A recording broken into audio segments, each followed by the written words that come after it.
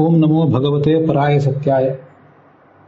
ಭಾಗವತದ 3ನೇ ಸ್ಕಂದದ 1ನೇ ಅಧ್ಯಾಯದ ಶ್ರವಣ ಈಗ ನಡೆದಿದೆ. ಅದರಲ್ಲಿ 27ನೇ ಶ್ಲೋಕದಿಂದ ಆರಂಭಿಸಿ ಇವತ್ತು ನಾವು ಮುಂದುವರಿಬೇಕಾಗಿದೆ. ತೀರ್ಥಯಾತ್ರೆಗೆ ಹೊರಟು ನಿಂತಹ ವಿದುರ ಮತ್ತು ಉದ್ಧವ ಇವರಿಬ್ಬರಿಗೂ ಯಮುನಾ ನದಿಯ ತೀರದಲ್ಲಿ ಸಂದರ್ಶನ ಆಯಿತು. ವಿದುರ ಈ ಉದ್ಧವನನ್ನ ಯಾದವರೆಲ್ಲರೂ ಕುಶಲಿಗಳಾಗಿದ್ದಾರೋ ಹೇಗೆ ಅನ್ನೋದನ್ನು ಕೇಳಿದೆ. ಬಲರಾಮಕೃಷ್ಣರಿಬ್ಬರು ಕುಶಲಿಗಳಾಗಿದ್ದಾರಾ ಅಂತ ಮೊದಲು ಕೇಳಿದ್ದ. ಅದಾದ್ಮೇಲೆ ಈಗ ಕೇಳ್ತಾನೆ,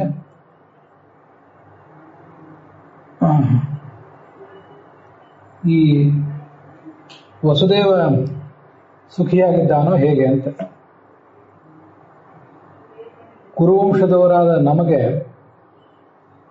ಬಹಳ ಆಪ್ತನಾದವನು ಈ ವಸುದೇವ.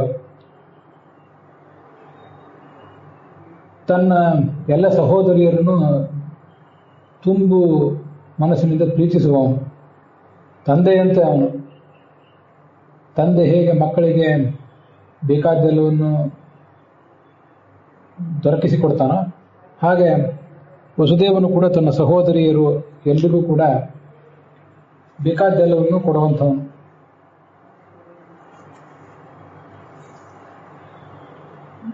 ಅದರಲ್ಲಿ ಒಬ್ಬ ಸಹೋದರಿ ಕುಂತಿ ಕೂಡ ಅಂತ ಅದರ ತಾತ್ಪರ್ಯ. ಕುಂತಿಗೂ ಅವನ ಸಹೋದರ.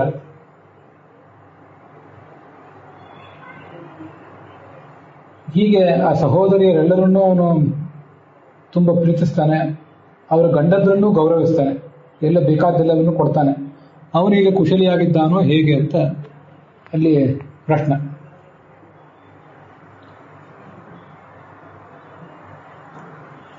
ಅಲ್ಲಿ ಕುರುಣಾಂ ಪರಮಃ ಸುಹೃತ್, ಕುರುಣಾಂ ನಹ, ಕುರುವಂಶದಲ್ಲಿ ಹುಟ್ಟಿದ ನಮಗೆ ಅಂತ ವಿದುರ ಹೇಳ್ಕೋತಿದ್ದಾನೆ. ಅವನು ಕೂಡ ಈ ಧೃತರಾಷ್ಟ್ರನ ಸಹೋದರ, ಆದ್ದರಿಂದ ಕುರುವಂಶದಲ್ಲಿ ಹುಟ್ಟಿದವನು ತಾನು ಅಂತ. ಅವನು ಕ್ಷತ್ರಿಯ ಅಲ್ಲದೇ ಇರಬಹುದು, ಆದರೆ ಒಬ್ಬನೇ ತಂದೆ ವೇದವ್ಯಾಸನಿಗೆ ಹುಟ್ಟಿದವರು ಪಾಂಡು, ಧೃತರಾಷ್ಟ್ರ ಮತ್ತು ವಿದುರ. ಆದ್ದರಿಂದ ಧೃತರಾಷ್ಟ್ರನಿಗೆ ಅವನ ಸಹೋದರ ಇದ್ದಂತೆ ನಾವು ಕುರುಗಳು ಅಂತ ಹೇಳ್ತಿದ್ದಾನೆ. ಮತ್ತು ಕುರು ಸಾಮ್ರಾಜ್ಯದಲ್ಲಿ ನೆಲೆಸಿದ ನಾವು ಅಂತ ಇನ್ನೊಂದು ಅರ್ಥವೂ ಕೂಡ ಆಗಬಹುದು.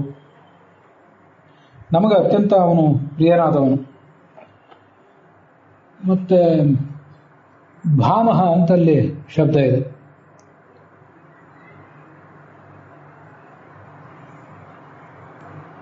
ಅಥವಾ ಭಾವ ಅಂತ ಶಬ್ದ ಇದೆ. ಭಾವ ಅಂದರೆ ಪೂಜ್ಯ ಅಂತ ಅರ್ಥ ಹೇಳಿದ್ದಾರೆ ಶ್ರೀಧರರು. ಅಥವಾ ಭಾವ ಅಂದರೆ ಭಗಿನಿ ಭರ್ತ, ನಮ್ಮ ಸಹೋದರಿಯ ಗಂಡ ಯಾರಿದ್ದಾರೆ ಅವರೆಲ್ಲರನ್ನೂ, ಅಕ್ಕನ ತಂಗಿಯರ ಗಂಡಂದರೆಲ್ಲರನ್ನು ಕೂಡ ಭರ್ತ ಅಂತ ಕರೀತಾರೆ. ಕುಂತಿ ವಸುದೇವನ ಸಹೋದರಿ. ಆದ್ದರಿಂದ ಸಂಬಂಧದ ದೃಷ್ಟಿಯಿಂದ ವಸುದೇವನ ಪತ್ನಿಯಾದ ದೇವಕಿಯು ಕೂಡ ಪಾಂಡು ಮಹಾರಾಜನಿಗೆ ತಂಗಿಯಾದಂತೆ. ಆ ಪಾಂಡು ಮಹಾರಾಜನಿಗೆ ತಂಗಿ ಎನಿಸಿಕೊಳ್ಳಬಹುದಾದ ದೇವಕಿಯ ಗಂಡ ಈ ವಸುದೇವ. ಅವನು ಆ ದೃಷ್ಟಿಯಿಂದ ಭಾವ. ವಸುದೇವನಿಗೂ ಪಾಂಡುವಿಗೂ ಏನು ಸಂಬಂಧ ಇದೆಯೋ ಅದೇ ಸಂಬಂಧವೇ ವಿದುರನಿಗೂ ಕೂಡ ಇದ್ದೇ ಇದೆ. ಆದ್ದರಿಂದ ಅವನನ್ನು ಭಾವ ಅಂತ ಹೇಳಿದ್ದಾರೆ. ಇದು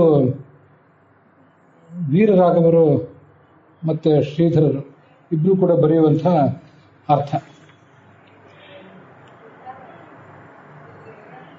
ಆದರೆ ವೀರರಾಘವರು ಭಾಮ ಅನ್ನೋ ಶಬ್ದವನ್ನು ಇಟ್ಕೊಂಡಿದ್ದಾರೆ, ಶ್ರೀಧರರು ಭಾವ ಅಂತ ಇಟ್ಕೊಂಡಿದ್ದಾರೆ. ಅವರ ಪಾಠದಲ್ಲಿಯೂ ಕೂಡ ಏನಾದರೂ ಪಾಠಾಂತರಗಳಿರಬಹುದು, ಅದನ್ನು ನಾವು ಸುಲಭವಾಗಿ ನಿರ್ಧಾರ ಮಾಡಲಿಕ್ಕೆ ಆಗೋದಿಲ್ಲ. ಏನೇ ಇದ್ರೂ ಭಾಮ ಮತ್ತು ಭಾವ ಎಂಬ ಎರಡೂ ಶಬ್ದಗಳಿಗೆ ಒಂದೇ ಅರ್ಥ.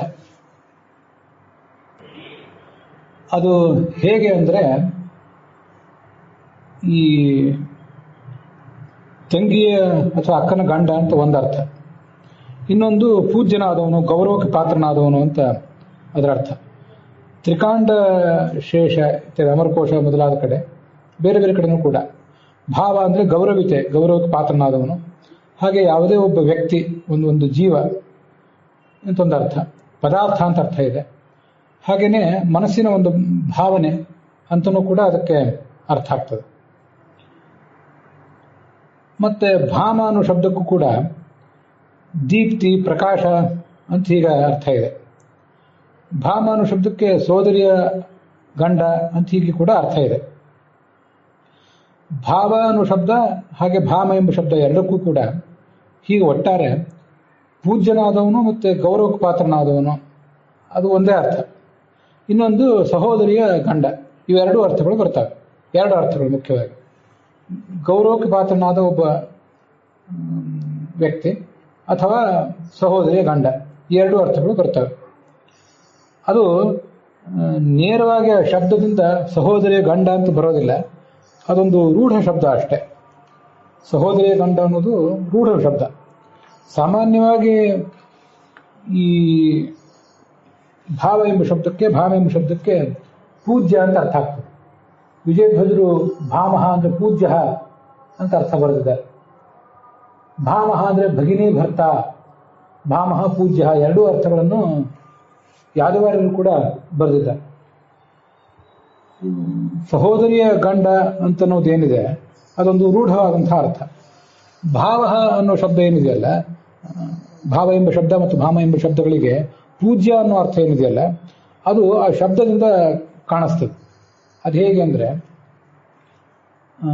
ಭಾವ ಎಂಬ ಶಬ್ದಕ್ಕೆ ಸದ್ಭಾವ, ಒಳ್ಳೆಯ ಭಾವನೆ ಅಂತ ಹೀಗೆ ಅರ್ಥ. ಅಭಾವ ಅಂದರೆ ಇಲ್ಲದೇ ಇರಬೇಕೆ, ಕೊರತೆ, ದುರ್ಭಾವನೆ, ಹೀಗೆಲ್ಲ. ಭಾವ ಅಂದರೆ ಸದ್ಭಾವನೆ. ಹೀಗೆ ಭಾವ ಅಂದರೆ ಉತ್ತಮವಾದಂಥ ಒಂದು ಗುಣ. ಆ ಗುಣವನ್ನು ಹೊಂದಿದವನು ಯಾರಿದ್ದಾನೆ ಅವನನ್ನ ಭಾವ ಅಂತ ಹೇಳ್ತಾರೆ. ಹಾಗೆ ಭಾಮ ಎಂಬ ಶಬ್ದಕ್ಕೂ ಕೂಡ ಕಾಂತಿ ಇತ್ಯಾದಿ ಅರ್ಥಗಳಿವೆ. ಆದ್ರಿಂದಲೇ ಈಗ ಶ್ರೀಮಾನ್ ಎಂಬ ಶಬ್ದಕ್ಕೆ ಏನು ಅರ್ಥ ಬರಬೇಕೋ ಅದೇ ಶಬ್ದವೇ ಭಾಮ ಎಂಬ ಶಬ್ದಕ್ಕೂ ಕೂಡ ಬರ್ತದೆ. ಶ್ರೀಮಾನ್ ಎಂಬಲ್ಲಿ ಕೂಡ ಶ್ರೀ ಅಂದರೆ ಬೆಳಕು ಅಂತಲೇ ಅರ್ಥ, ನಮಗದು ಗೊತ್ತಿದೆ. ಹೀಗೆ ಶ್ರೀಮಾನ್ ಎಂಬ ಶಬ್ದದ ಅರ್ಥವೇ ಭಾಮ ಎಂಬ ಶಬ್ದಕ್ಕೂ ಕೂಡ ಬರ್ತದೆ. ಆ ಬೆಳಕು ಉಳ್ಳವನೇ ಭಾಮ ಮತ್ತು ಸಹೋದರಿಯ ಗಂಡ. ಇನ್ನು ಭಾವ ಅಂದರೆ ಉತ್ತಮವಾದ ಒಂದು ಗುಣಧರ್ಮ, ಆ ಗುಣಧರ್ಮ ಉಳ್ಳವನೇ ಭಾವ. ಸಾಮಾನ್ಯವಾಗಿ ಬೀಗರಾದವರನ್ನ, ತಂಗಿಯನ್ನು ಎಲ್ಲಿ ಕೊಟ್ಟಿರ್ತೀವಿ ಅಥವಾ ಅಕ್ಕನನ್ನು ಎಲ್ಲಿ ಕೊಟ್ಟಿರ್ತೀವಿ ಅವರನ್ನ ಇಂಥ ಒಂದು ಉತ್ತಮ ಶಬ್ದದಿಂದ ಗೌರವಿಸುವುದು ಪದ್ಧತಿ. ಹಾಗೆ ಭಾಮ ಎಂಬ ಶಬ್ದ ನಮ್ಮಲ್ಲಿ ಬಳಕೆಯಲ್ಲಿರೋದು ಕಡಿಮೆ, ಆದರೆ ನಾವು ಅದನ್ನು ತಗೊಳ್ಬೇಕು. ಭಾವ ಎಂಬ ಶಬ್ದ ಅಕ್ಕನ ಗಂಡ ಇವನ್ನೆಲ್ಲರನ್ನು ಕುರಿತು ಭಾವ ಎಂಬ ಶಬ್ದ, ಭಾವ ಮೈದುನ, ಹೆಂಡತಿಯ ಸಹೋದರನನ್ನು ಭಾವ ಮೈದುನ ಅಂತ ಹೇಳೋದೆಲ್ಲ ರೂಢಿಯಲ್ಲಿದೆ. ಆದರೆ ಭಾಮ ಎಂಬ ಶಬ್ದ ಹೆಚ್ಚು ಬಳಕೆಯಲ್ಲಿಲ್ಲ. ಅಹೋ ಭಗಿನಿ, ಅಹೋ ಭಾಮ ಅಂತ ಕಂಸ ಈ ದೇವಕಿಯನ್ನು ಮತ್ತು ವಸುದೇವನನ್ನು ಉದ್ದೇಶಿಸಿ ಹೇಳುವ ಮಾತು 10ನೇ ಸ್ಕಂದದಲ್ಲಿ ಒಂದು ಕಡೆ ಬರ್ತದೆ. ಆದ್ದರಿಂದ ಭಾಮ ಎಂಬ ಶಬ್ದವನ್ನು ಕೂಡ ನಾವು ಬಳಕೆಯಲ್ಲಿ ತರಬಹುದು. ತುಂಬ ಸುಂದರವಾದಂತಹ ಒಂದು ಶಬ್ದ. ಹೀಗೆ ವಿಜಯಧ್ವಜರು ಮತ್ತು ಯಾದವಾರರು ಅದಕ್ಕೆ ಅರ್ಥ ಬರೆದಿದ್ದಾರೆ. ಶೌರಿಹಿ ಅಂದರೆ ಶೂರನ ಮಗನಾದಂತಹ ವಸುದೇವ ತನ್ನ ಸಹೋದರಿಯರಾದಂತಹ ಕುಂತಿ ಮೊದಲಾದವರಿಗೆ ಯಾವತ್ತೂ ವರಗಳನ್ನು, ಬೇಕಾದ ವರಗಳನ್ನೆಲ್ಲವನ್ನು ಕೊಡುವಂಥವನು. ವದಾನ್ಯ ಅಂದರೆ ದಾನಶೀಲ ಅಂತ ಅರ್ಥ. ವರತರ್ಪಣ ಅಂತಿದೆ. ಆ ವರತರ್ಪಣ ಅಂತ ಅನ್ನೋದಕ್ಕೆ ಆಚಾರ್ಯರು ಭಾಗವತ ತಾತ್ಪರ್ಯ ಬರೆದಿದ್ದಾರೆ. ವರ ಅಂದರೆ ವರಗಳನ್ನು ಕೊಡುವುದು ಅಂತ ಅರ್ಥ ಅಲ್ಲ. ವರ ಅಂದರೆ ಭರ್ತ, ಗಂಡ. ಸಹೋದರಿಯ ಗಂಡಂದ್ರೇನಿದ್ದಾರೆ ಅವರೆಲ್ಲರಿಗೂ ಕೂಡ ತರ್ಪಣ, ತೃಪ್ತಿಯನ್ನು ಕೊಡುವ ಮೂಲಕ ಅವನು ಆ ಸಹೋದರಿಯರು ಅವರ ಗಂಡಂದರು ಇಬ್ಬರನ್ನು ಕೂಡ ಸುಖವಾಗಿಟ್ಟಿದ್ದಾನೆ ಅಂತ ಅದರ ಅಭಿಪ್ರಾಯ ಆಗ್ತದೆ. ಸ್ವಶ್ರೂಣಾಂ ತತ್ಪತೀನಾಂ ಚ ತೃಪ್ತಿಂ ಕರೋತಿ ಇತಿ ಭಾವ ಅಂತ ಈಗ ಅದನ್ನ ಅರ್ಥ ಬರೆದಿದ್ದಾರೆ ಯಾದವಾರರು.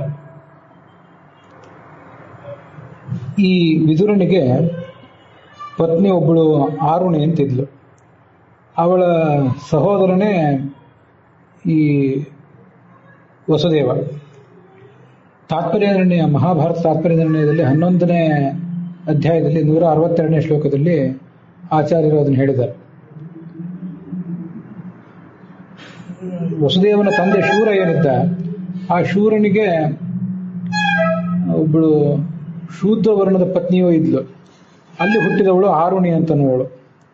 ಅವಳನ್ನ ವಿದುರ ಮದುವೆ ಮಾಡಿಕೊಂಡಿದ್ದ. ಹೀಗೆ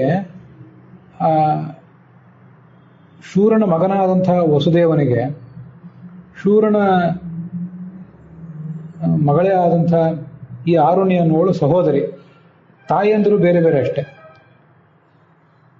ವಸುದೇವನ ತಾಯಿ ಕ್ಷತ್ರಿಯಳು, ಮತ್ತೆ ವಿದುರ ಈ ಆರುಣಿಯ ತಾಯಿ ಶೂದ್ರಳು. ಇಷ್ಟೇ ವ್ಯತ್ಯಾಸ. ತಂದೆ ಒಬ್ಬನೇ. ಆದ್ದರಿಂದ ವಿದುರನಿಗೆ ಈ ವಸುದೇವನ ಜೊತೆಗೆ ಏನು ಸಂಬಂಧ ಅಂದ್ರೆ, ಪತ್ನಿಯಾದ ಆರುಣಿಯ ಅಣ್ಣ ಅವನು. ಹೀಗೆ ಭಾಮ ಅಂತ ಅವನು ಹೇಳಿದ್ದಾನೆ ಅಂತ ತಿಳ್ಕೊಳ್ಬೇಕು. ಮಹಾಭಾರತದಲ್ಲಿ ದೇವಕನ ಮಗಳು ಒಬ್ಬಳು ಇದ್ಲು, ಅವಳನ್ನು ಮದುವೆ ಮಾಡಿಕೊಂಡಿದ್ದ ಅಂತ ಹೀಗೆ ಕೇಳಿ ಬರ್ತದೆ. ಅವಳಿಗೆ ಸುಲಭ ಅಂತ ಕೂಡ ಕೆಲವರು ಹೇಳ್ತಾರೆ. ಮಹಾಭಾರತದಲ್ಲಿ ಅದು ಕಾಣಿಸೋದಿಲ್ಲ. ಸುಲಭ ಅಂತ ಒಂದು ಹೆಸರನ್ನು ಕೆಲವರು ಹೇಳ್ತಾರೆ. ಆದರೆ ತಾತ್ಪರ್ಯ ನಿರ್ಣಯ ಹೇಳುವಂತೆ ಅವಳು ಮೂಲತಃ ಹುಟ್ಟಿನಿಂದ ಶೂರರಾಜನ ಮಗಳು.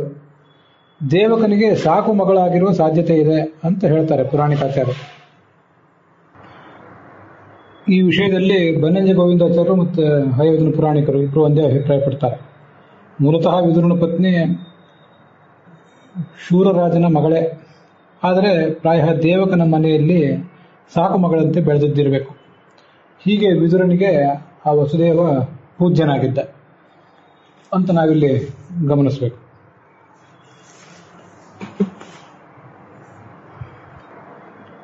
ಆಚಾರ್ಯರು ಇಲ್ಲಿ ವರ ಅಂತ ಶಬ್ದ ಗಂಡ ಅನ್ನೋ ಅರ್ಥವನ್ನು ಹೇಳ್ತದೆ ಅಂತ ಹೇಳಿದ್ರಲ್ಲ, ಅದರಿಂದ ನಾವೇನು ತಿಳ್ಕೋಬಹುದು ಅಂದ್ರೆ, ವರ ಅಂದ್ರೆ ಕೇವಲ ಅದು ಮದುವೆಗೆ ಸಿದ್ಧನಾಗಿರುವ ಗಂಡನ್ನು ಹೇಳೋದಲ್ಲ, ಈಗಾಗಲೇ ಮದುವೆ ಆಗಿರುವಂತಹ ಗಂಡನ್ನು ಕೂಡ ಅದು ಹೇಳ್ತದೆ ಅಂತ ತಿಳ್ಕೊಳ್ಬೇಕು. ಅದೊಂದು ಹೊಸ ಸಂಗತಿ ನಾವಿಲ್ಲಿ ನೋಡುವಂಥದ್ದು. ಹೀಗೆ ಈ 3ನೇ ಸ್ಕಂದದ 1ನೇ ಅಧ್ಯಾಯದ 27ನೇ ಶ್ಲೋಕದ ವಿವರದೊಂದಿಗೆ ಇವತ್ತಿನ ಈ ಭಾಗ ಸಮಾಪ್ತ ಆಗಿದೆ. ಹುಸಿಯನಾಡಿ ಹೊಟ್ಟೆ ಹೊರೆವು ವಿಷಯದಲ್ಲಿ ರಸಿಕನೆಂದು ಹುಸಿಗೆ ಹಾಕಿರುವ ಎನ್ನ ಶ್ರೀಕೇಶನ ಈಶನಿನ ಚರಣ ಭಜನೆ ಆಸೆಯಿಂದ ಮಾಡುವ ದೋಷ ರಾಶಿ ನಾಶ ಮಾಡು ಶ್ರೀಶಕೇಶವ. ಶ್ರೀಕೃಷ್ಣಾರ್ಪಣ ಮಸ್ತು.